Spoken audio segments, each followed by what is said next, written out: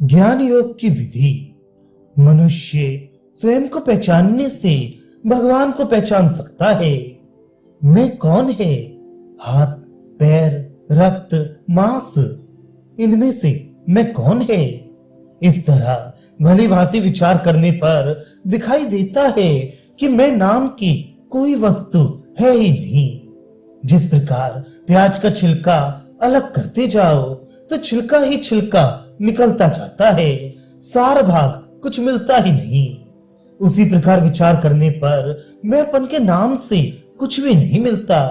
अंत में जो बचता है वही आत्मा या चैतन्य है। मैं मेरा के दूर हो जाने पर भगवान दर्शन देते हैं। जब तक भगवान वहां वहां अर्थात दूर या बाहर है तब तक अज्ञान है। जब वे यहाँ यहाँ अर्थात अंतर में है तभी ज्ञान है। श्री रामकृष्ण अपनी छाती पर हाथ रखकर कहा करते, जिसके लिए भगवान यहाँ अर्थात हृदय में है उसके लिए वहां अर्थात बाहर भी है। जिसके लिए वे यहाँ नहीं है उसके लिए वहां भी नहीं है। जो उन्हें अपने हृदय मंदिर में देखता है वह उन्हें जगत मंदिर में भी देखता है। एक आदमी आधी रात को उठा और तंबाकू पीने की इच्छा से टिकिया सुलगाने के लिए पड़ोसी के घर जाकर दरवाजा खटखटाने लगा। घर में सभी लोग सो गए थे। काफी देर बाद एक व्यक्ति ने दरवाजा खोला और पूछा, क्यों जी, क्या बात है?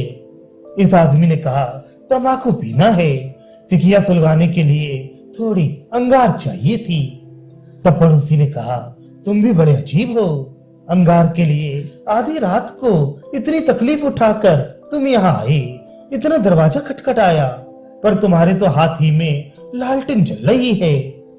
मनुष्य जो पाना चाहता है वह उसके पास ही है, फिर भी वह उसके लिए नाना जगह भटकता फिरता है।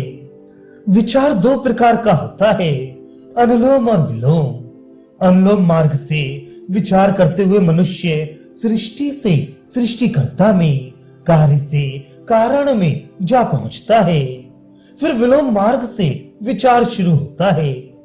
ईश्वर को प्राप्त कर लेने के बाद मनुष्य देखता है कि सृष्टि के सभी क्रियाकलापों में सर्वत्र वे ही प्रकाशित हैं। एक है विश्लेषणात्मक और दूसरा है संश्लेषणात्मक, नेति नेति और इति इति। पहला मानो केले के स्तंभ के खोलों को निकालते निकालते मांझे तक आ पहुंचना है, और दूसरा मांझे पर एक के बाद एक खोल की परतें चढ़ाते हुए स्तंभ तक आना। ज्ञान एकत्व की ओर ले जाता है, अज्ञान नानात्व की ओर। श्री रामकृष्ण के एक युवक भक्त एक समय वेदांत शास्त्रों के अध्ययन में अत्यधिक निमग्न हो गए थे।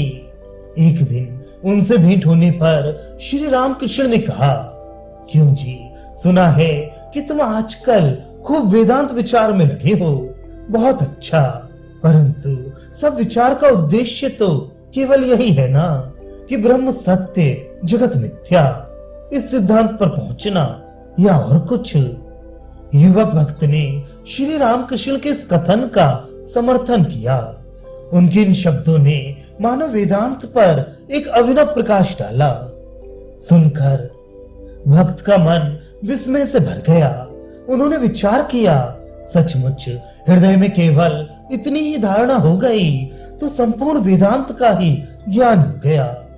श्री रामकृष्ण कहने लगे, श्रवण, मनन, निधिध्यासन, ब्रह्म सत्य, जगत मिथ्या। इस सत्य को पहले सुना, फिर मनन यानी विचार करते हुए उसे मन में दृढ़ किया। इसके बाद निधिध्यासन अर्थात मिथ्या वस्तु जगत का त्याग कर सत्य वस्तु ब्रह्म के ध्यान में मन को निमग्न किया। यही वेदांत साधना का क्रम है।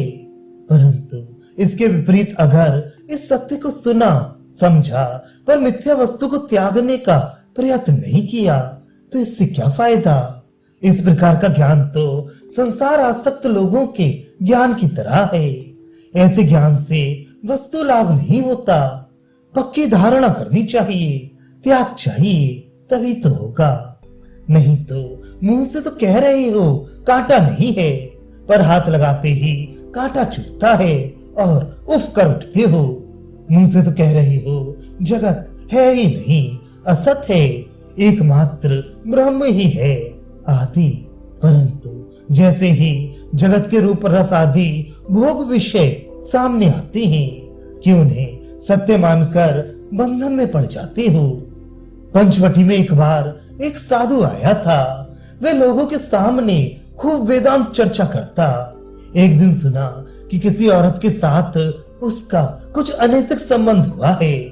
फिर शौच के लिए उस ओर जाते समय देखा कि वह बैठा हुआ है। मैंने कहा, क्यों जी, तुम इतनी वेदांत की बातें करते हो, पर यह सब क्या हो रहा है? वह बोला, उसमें क्या है, मैं तुम्हें समझाई देता हूँ कि इसमें कोई दोष नहीं है। संसार जब 3 काल में झूठ ही है, तब क्या केवल यही बात सच होगी? यह भी झूठ ही है। सुनकर मैं चिढ़कर बोला, तेरे ऐसे वेदांत ज्ञान पर मैं थूक दूं।